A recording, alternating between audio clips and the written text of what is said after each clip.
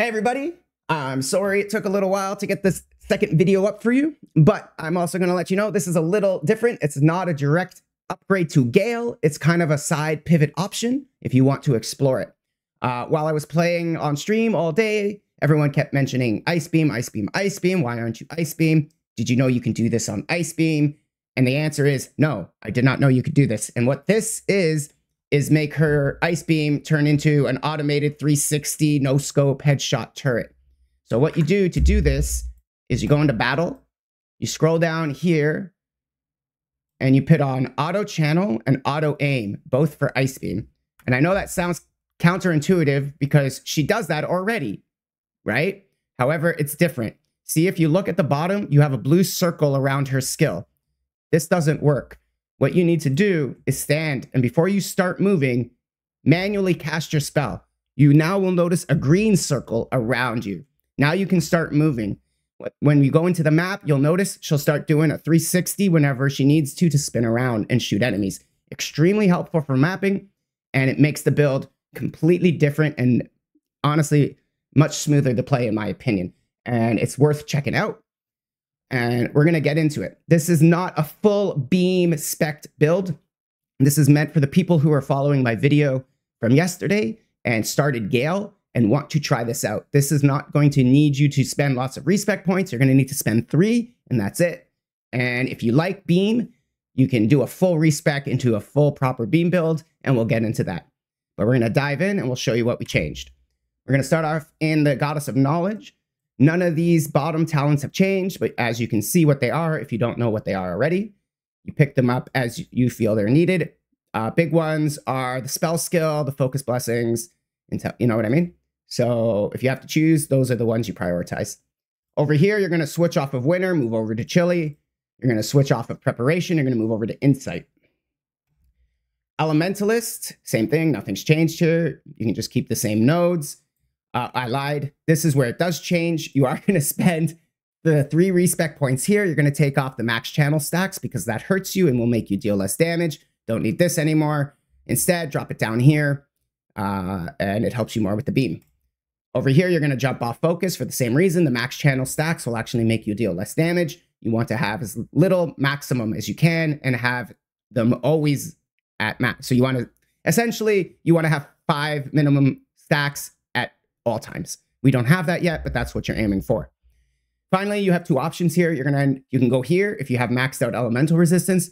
This will be a nice defensive layer. It'll help you a little bit if you're struggling. If you don't need those defenses just yet, you can grab this as long as you have some sort of lightning damage into your build, but let it be conversion to lightning or a simple thing as add 1 to 2 lightning damage to attacks anywhere in your build via a slate, on your gloves, on your weapon.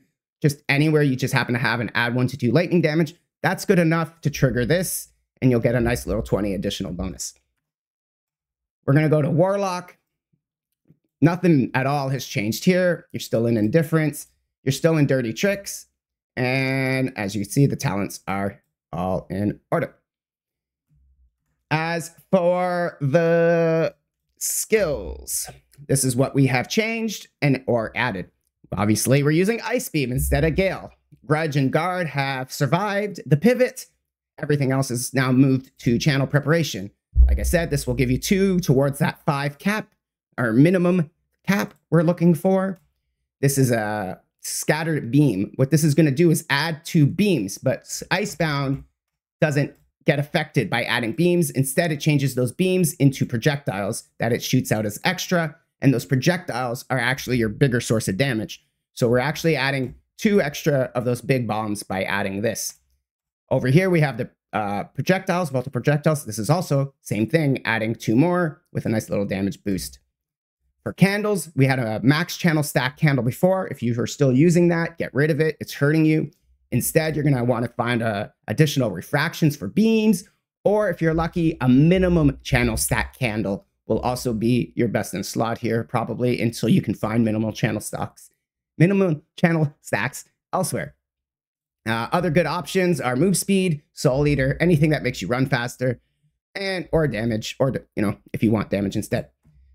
Down here, auras are the same. Energy Fortress is the same. Our skills up here haven't changed. Curse, Tearing of Malice, Dashing, same thing.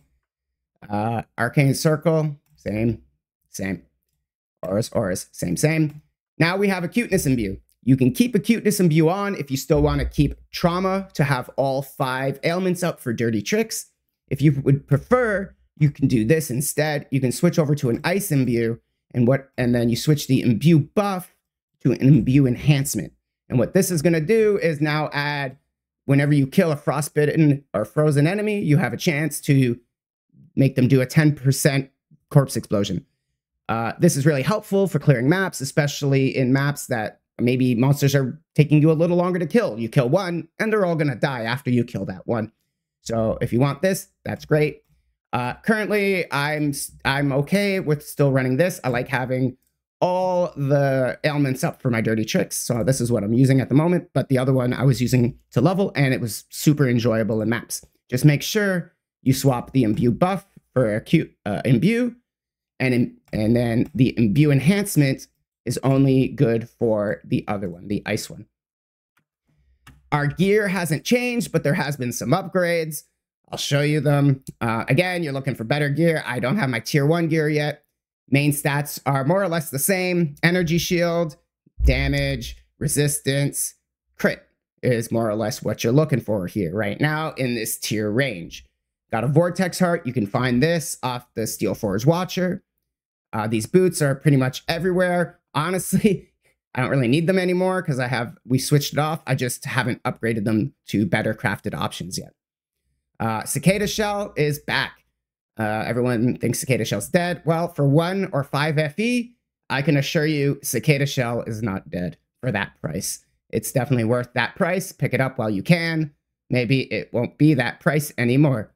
I found a Kaleidoscope. I found it while I was using Gale. Obviously, a lot better with Gale because it gets use of the physical.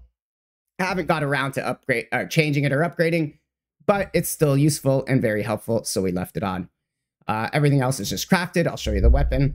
Like I said, the weapon's a little different. You don't really need the erosion. I was just too lazy to switch it. It's any base damage is good enough. Gale prefers physical, obviously, but this will do. Lightning here solves that problem that I was telling you for translucent. So you got options here. Then rings, same thing. Add damage, defenses, good to go. Hero traits. Same thing. We're still on the mermaid side. Nothing changes there. Memories, you're looking for the same thing. Intelligence, and then the best stats you can find. Move speed, damage, cast speed. It doesn't really work as much here. Crit, I guess, is where you want to go.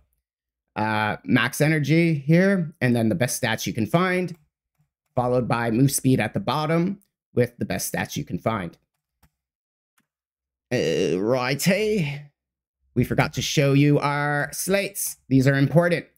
Everything else is extra. Get the best options you can find. But these two I'm going to show you are very, very important.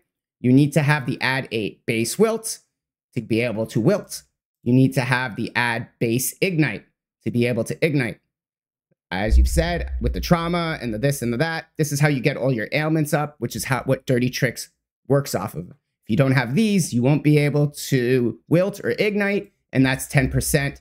Or sorry, 12% plus other variables that we have working on how many ailments they have being taken away from your damage output. So it's very important you have these, at least if you're using my setup. As for these, like I said, they're just the best things I found.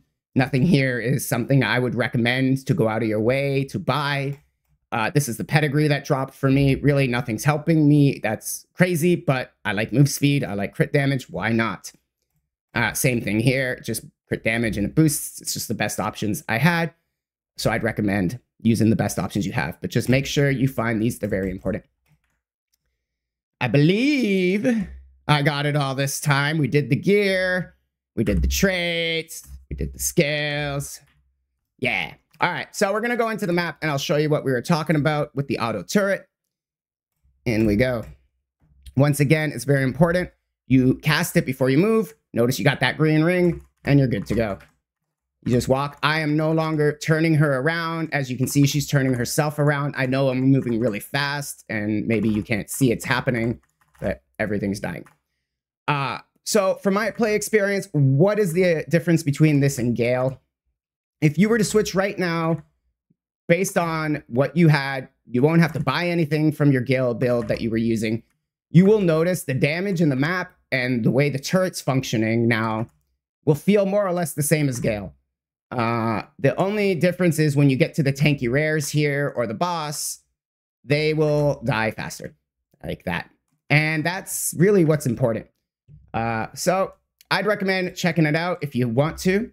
I've enjoyed it. I am going to keep trying to focus on Gale. Now, obviously, if RNG keeps giving me beam items, I'll keep working on beam. But this is an option I wanted to present and give you guys the option to try out. Let me know what you guys think. If you do like beam, I would recommend looking into a full beam respec. If I end up doing that, I will come back with that. But we're kind of going to pivot between a little bit of both and see where we land. If you guys have any questions this month, I will be live on Twitch every single day. So head over there. It's the best way and easiest way to get contact with me and the fastest answer to your question. All right, guys, hopefully this helps. I will be posting more videos tonight with void charts. So check those out and I'll see you tomorrow with more updates. All right, guys, good luck and I'll see you tomorrow.